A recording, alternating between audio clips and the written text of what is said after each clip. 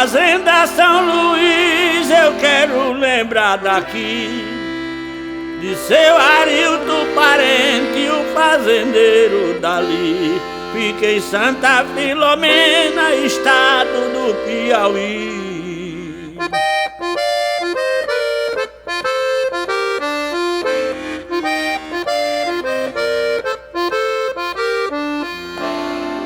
Seu Arilto é bem casado, esposa Dona Teresa.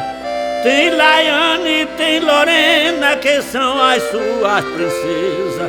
E a outra filha, Luana, a rainha da beleza.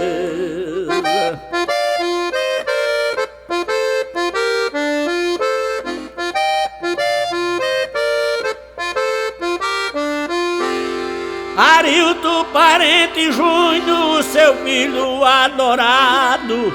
Anilto parente neto, é o netinho estimado. Tem Joaquim e Gabriel, dois netos do seu agrado.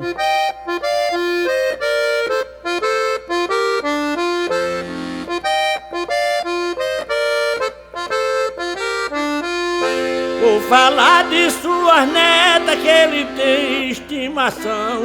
Tem a Maria Teresa, corda do seu coração.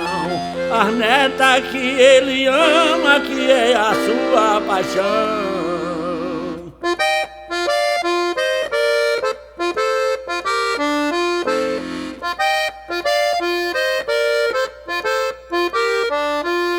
Seu Arilto é bem feliz com a família adorada, com esposa, filho e neto, suas joias lapidadas, suas netinhas queridas, a riqueza da morada.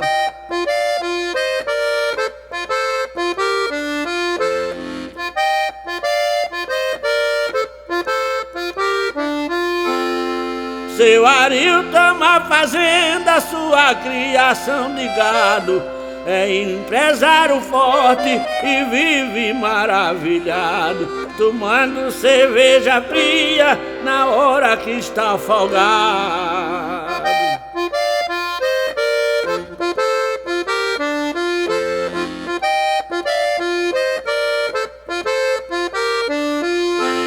Ofereça esta toada que escrevi em cestilhas para um empresário forte, um homem mil maravilha. É seu Arilto parente e toda a sua família. E aqui vai meu abraço a seu Arilto, lá na fazenda São Luís, em Santa Filomena, Piauí.